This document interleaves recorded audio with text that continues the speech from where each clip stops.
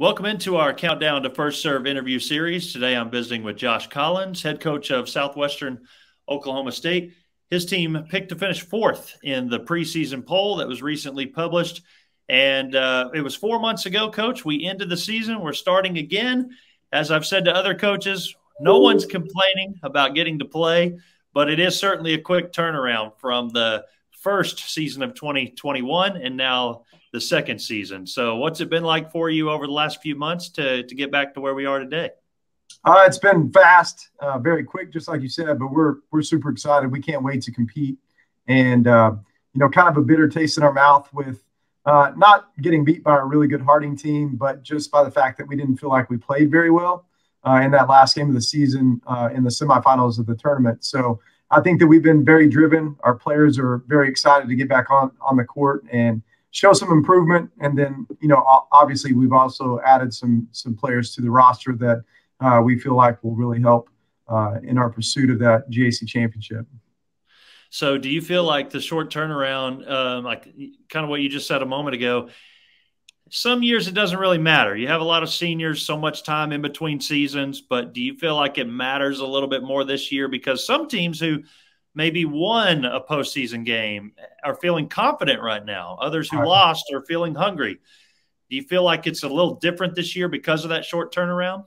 It's been different for about the last 2 years, as everybody knows. So with the season being only 10 games last year, and just constantly having to reschedule because of COVID and all of that stuff, I don't know that it really feels like we played a full season and we're going to turn around and play another full season.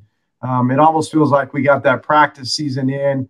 We really got to compete at a high level against, some rivals. But I don't want to say it wasn't the real thing because, if we would have been Oklahoma Baptist who won a conference championship, we would feel like it was definitely the real thing. And they definitely deserve to feel that way. But, we are very excited. We don't feel like it was too soon. We feel like, again, we're motivated. We're ready to get out and compete. And just can't wait for that first match. Okay, so let's talk about some returning players. Did you lose anybody to graduation in the spring? And who do you have coming back? We lost Emma Kohala. She was a starting middle for us last year, and she's got a great teaching job and can't fault her at all for moving on.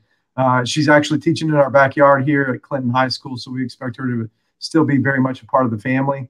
And then we retained two fifth-year seniors in Chesney Nilsson, who's an outside hitter for us, played every set last year in the COVID year. And then we have Allie Hong, who's been at some point, even in her freshman year, was a starting setter for us, so a 4-year starting setter. And she actually holds our all-time ace. She's our all-time ace leader here at SWOSU. So we really feel good about her coming back.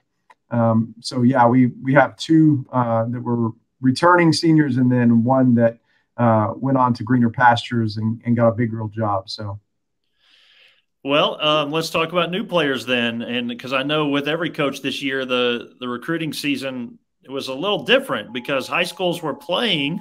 There's a school bell, by the way.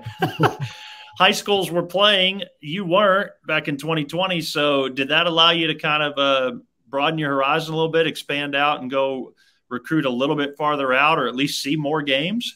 Yeah, I think it went really well for us. You kind of have an inside track on my dual role here at SWOSU. Yeah. So I kind of recruit untraditionally anyway. So when a lot of coaches are at club tournaments in the spring, I'm announcing a baseball game or, making sure the music is good for a basketball game. So I don't always get that opportunity to get out on the road and be at these club tournaments, talking to club coaches and watching these kids play. So we've always kind of done the majority of our recruiting by identifying kids through our contacts, identifying kids through recruiting services, and then bringing them in on visits and just kind of showing them what SWOSU is all about. So that's really all you could do. And we couldn't even bring kids in on visits for the most part during the COVID stuff. So we did a lot of recruiting online and just trying to talk to kids on the phone and, maybe walk around with the cell phone on FaceTime to give them a look at what we have here. But we feel really good about our recruiting class. We have 4 incoming freshmen. We have Therese Chavez. She's an incoming freshman setter from San Antonio. We have Maddie Clark, who's from Kansas City, and she's an incoming freshman. She can play outside or right side. Zoe Sparks is an incoming middle from Canyon, Texas. And then we have Lauren De Santiago, and she's also from the Amarillo area. She's from Amarillo, but played at Canyon Randall. So she's a defensive specialist, and she's a sister of our last year's libero. So Sophia De Santiago. So yeah, she already kind of knew everything about, the way we did stuff, and it's been a great fit so far. So, and then we have 2 transfers, and that was the thing that really changed with the COVID stuff, because now not only do you have transfers who are entering the portal, but now you have kids who have competed for 4 years at their institution, but have that COVID year and have a chance to go get a master's degree. And so we have 2 grad transfers. One is Mackenzie Harless, and she was at Belmont in Nashville. And the other one is Markenzie Benoit, and she was at Tulane. And so they both play middle hitter and are both very good. So we're excited. That whole recruiting class is full of players who will contribute. So we're excited about that. Great, great. So you've been at it about 10 days. It'll probably be about 2 weeks by the time this airs, I guess. So everybody kind of meshing together, the new and old players, and how practice has gone so far. Yeah, they did some great work in the summer. And so, I feel like we were a couple of steps ahead when we started on day one. And so, we're really able to move at a fast pace, and we're doing stuff that we typically do in our 3rd and 4th week, so we're pretty excited about that. You got a real easy schedule at the beginning of the year, don't you, Coach? Yeah. Just kidding. Tell me about some of those early matches. I know you start with West Texas A&M. Yeah, we're at West Texas's tournament. We'll play 4 really good teams there. Texas Permian Basin, Fort Smith, West Texas A&M, St. Ed's. Yeah, I might be getting my 2 tournaments mixed up. I don't have them in front of me. So, but all 4 of those programs have had a ton of success.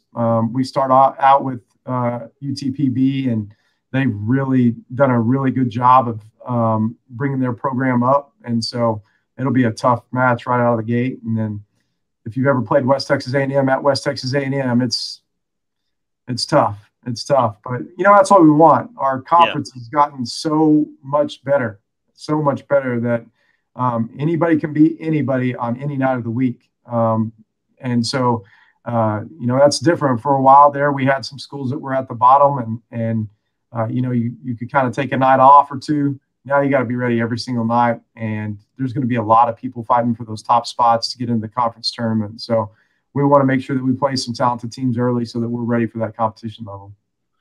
Okay, Coach. Well, anybody else we missed that you want to mention here? I don't think so. Just come watch us play. Okay. All right. Well, thank you for the time, and good luck to Southwestern this year. Best of luck, Coach. Thank you so much. Good to talk to you.